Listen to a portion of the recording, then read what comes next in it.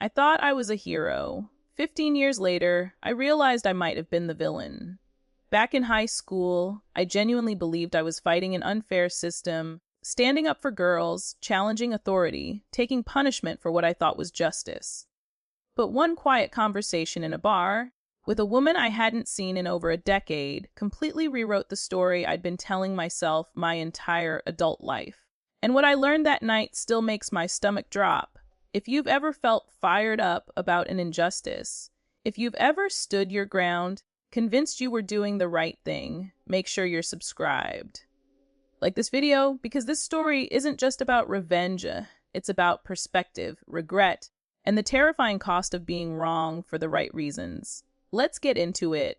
15 years ago, I was a senior in high school, full of that reckless confidence only teenagers have, the kind that tells you the world is simple and adults are stupid.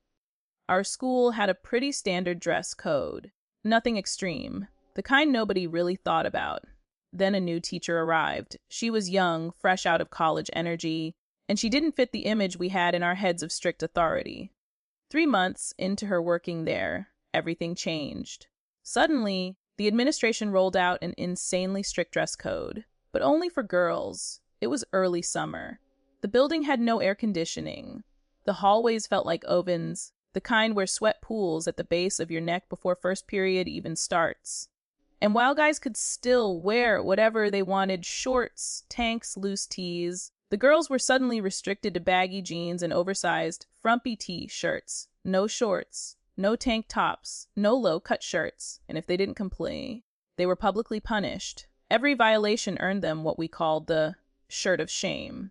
A massive, ugly brown t-shirt with bold lettering that said, I waft dress cody, paired with thick brown sweatpants, heavy, scratchy, humiliating. You could spot them from across campus. Heads down, faces red, drenched in sweat. My girlfriend at the time came home in tears the first day she got one. She told me how the teacher handed it to her without emotion, how everyone stared as she pulled it over her clothes, how she felt exposed while being forced to cover up. And something in my chest snapped. I remember my hands clenching, my jaw tightening, that hot, buzzing feeling behind my eyes that only comes when you feel powerless and furious at the same time. This wasn't about rules. This was about control. At least, that's what I told myself. So I did what any rebellious, self-righteous teenage idiot would do. I declared war. If girls couldn't wear certain clothes, I would wear all of them. Every single banned item, short shorts that barely covered my ass, technically allowed for guys. Low, cut shirts that dipped just far enough to make teachers uncomfortable.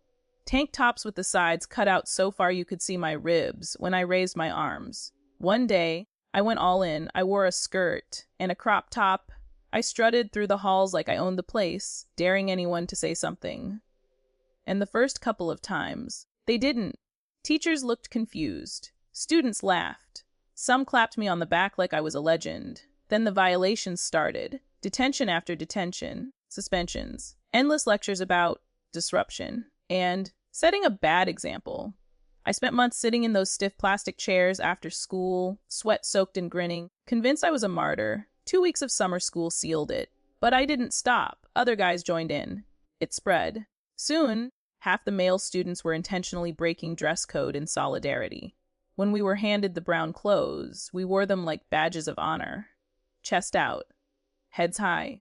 Drenched in sweat, yes, but proud. It was unbearable heat. The kind that made your vision blur. The kind that left salt stains on your clothes. And through it all, I made demands. Girls should be allowed to wear tank tops. Girls should be allowed to wear shorts. Girls should be allowed normal shirts, 4 fingers low. Like every other school, we pushed. We complained. Parents got involved. The administration cracked. They caved. The dress code was relaxed. And I felt victorious. I felt like I'd won something important. Like I'd stared injustice in the face and blinked last. It became a formative story I told myself. I was the kind of person who stood up for others, no matter the cost. Fast forward 15 years.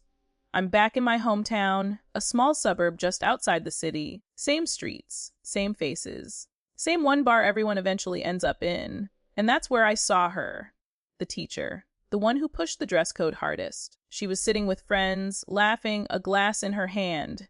I hesitated, then walked over and said hi. She looked up and instantly recognized me. We laughed about it at first, about how stubborn I was, about the skirt, about how much trouble I caused. I was smiling, reliving my glory days. Then she got quiet. She told me the truth. Back then, there were 4 male teachers who were predators. One was openly creepy, everyone knew. He was funny.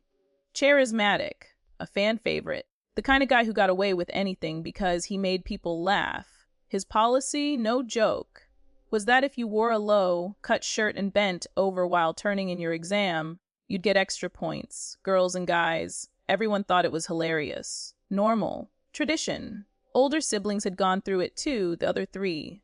Only faculty knew. They were taking pictures of girls, lingering too long, making comments.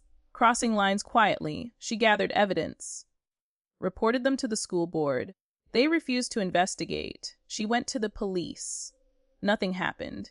So she did the only thing she could think of to reduce the damage. She pushed for a stricter dress code, to make the girls less of a target. She couldn't tell anyone why. And when I led my little rebellion, I didn't fight injustice. I dismantled a shield. Modern times eventually caught up with those men. They were fired years later. But back then, while I was feeling like a hero, I was unknowingly putting girls back in danger. Sitting there, beer going warm in my hand, I felt something I'd never felt before. Not anger, not pride, shame. That tight, sinking weight in your chest when you realize the story you've told yourself for years isn't true. The revenge I thought I'd taken on an oppressive system. It wasn't justice, it was ignorance. And the real hero was the woman I fought against. I walked out of that bar a different person. Quieter, heavier, older in a way that had nothing to do with time. Sometimes revenge stories don't end with applause. Sometimes the lesson is realizing you were wrong and carrying that knowledge forward. If this story hit you, drop a like. Share it with someone who believes the world is always black and white. And subscribe for more stories where justice isn't always what it seems. What's a time you thought you were right, only to find out the truth later? Let me know in the comments.